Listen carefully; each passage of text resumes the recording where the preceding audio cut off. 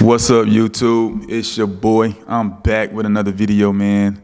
Listen, I already know why you're here. You're tired of releasing on your keyboards, your laptops, and your desktops, and you're tired of being manipulated and dominated by female culture. You are in the right place. I told you guys I was doing a series on female attraction. This is video number 4 of a 7-part series, and today's video is having the power to say no to sexual urges. So guys, when you get into a relationship with a female, it's very important that you set the precedent, right? You have to set the precedent. You have to set the tone as the man, as the leader. You have to establish what this relationship is going to look like. If that foundation starts out on the wrong foot, meaning it starts out sexual, you know, you get into bed with this woman relatively quickly, and then you try to backtrack and say, oh, we can't do that anymore. You've already let the cat out of the bag. So 9 times out of 10, 10 times out of 10, you guys are going to continue to have sex. You're going to have these periods where you guys are acting like you are abstraining from sexual activity. But when you get weak, because you've already experienced it, you already know you can do it.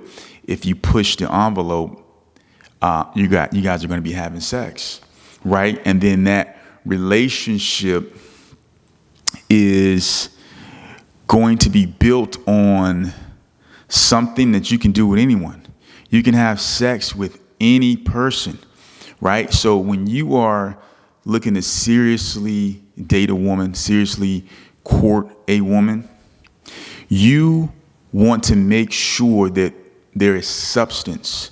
And if you as the man don't have the ability to set the parameters to where you don't put yourself in compromising positions to smash this woman, you're going to be doing yourself a disservice, and you're going to be doing her a disservice, right? She's going to follow you as you lead, right? So if you're leading with your digging stick, she's going to feel validated. She's going to feel appreciated by doing that, right? If you try to pull back and you don't want to do it because you're convicted and things of that nature, she's going to start thinking things like you're with another woman, you don't find her attractive. She's going to start having these type of thoughts, okay? So it's very, very important that you develop the ability to be able to say no to sexual advances. Because here's the thing, women will make these advances implicitly, right? They don't just come out and say, I want you to beat my brains in, right? They will do subtle things so that you can get the hint that this is what she's wanting to do. They'll wear certain things. They'll say certain things. They'll try to cuddle with you in a way to make you aroused. They'll do all of these type of things, right? And that's the trap. That's the trap that you put yourself in when you're in compromising situations. So, for example, it's late at night, you're chilling at her house, you know what I'm saying? Or she's chilling at your house. You guys are cuddled up on the couch watching a movie. Man, you're really in a situation where the chances of you slipping, and even if you guys don't have sex, right? Just the, everything leading up to it, the rubbing, the feeling, the touching, these things are going to eventually lead to sex. So what do? Number 1, before you enter into that relationship, that's not the time to try to become sexually responsible. That's not the time to try to, activate human willpower, which we've talked about before, which is not going to get you very far. You have to be working on yourself individually. You have to have a prayer life. You have to have the fear of the Lord inside of you. And this is what you got to understand. Don't forsake God who's been good to you, to trade your sexual purity for a few moments of pleasure. How you treat this woman, how you set the parameters, how you set up the foundation of this relationship is very important. And I'll tell you this, if you come out the gate and you set those parameters and you are firm with those parameters, one or two things are going to happen. She's going to respect you for that. She's going to be more intrigued by you. Or she's going to go jump on another digging stick. If the first happens, then that's a good thing, right? Now you have something to build off of. If the latter happens, that's also a good thing for you, because you've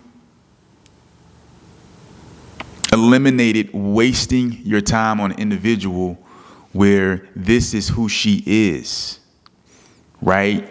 This is what she wants to do. And the fact that she couldn't wait, or that the attraction or proposition of getting to know one another in a non-sexual context, yet romantically, with the vision, because you got to be clear about the vision, right? You can't just be like, we're not going to have sex, we're going to be friends. You got to let her know what is your vision, so she understands that if you're not having sex, then she shouldn't be looking for that, for you to prove or for you to show that you care about her, that you love her, right? So you have to be clear with your expectations and just let them know, just lay it out, right? This is what I'm doing. This is what I would like to do with you. If you want to join me in this, then I think it'll be a beautiful situation. And then we can start building on something real as opposed to fleeting desires. Because you got to understand, when people start having, they'll just have sex just to have sex. They don't even like each other. They argue, fight, and then they have sex, right? Just because it's a lustful thing, right? It's something that we want to do, and we'll do it outside of the proper context of what God has provided, outside of the parameters for what God has provided. So, men, preserve your sexual purity and set the standard, set the tone when you enter into a courtship, when you enter into a relationship with a female. Set the tone. Set the tone, and realize once you let that cat out of the bag, it's virtually almost impossible to reel it back in. Right? It's almost impossible to reel it back in. You have to be able to say no to sexual urges, because this woman's going to bring those urges to you, right? And I'm not saying that she's doing it in a lustful way, but it's just the way women are, to where it can it'll just lead to that. So you have to really be clear, and you have to really put yourselves in positions to win, right? Because you can have sex for an eternity, man. Once you guys lock in, this is your main squeeze. This is your wife now.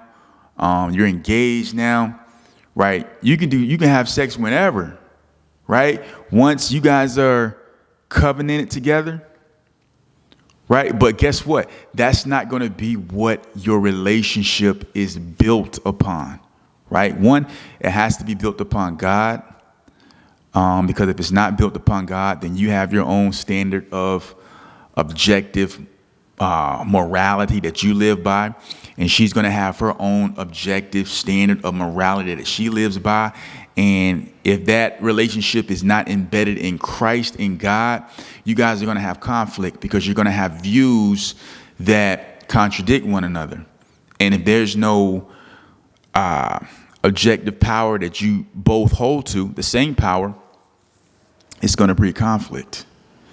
So you want that relationship to be established on God, and then you want that relationship to be established on things that you value about her, that do attract you to her, and vice versa.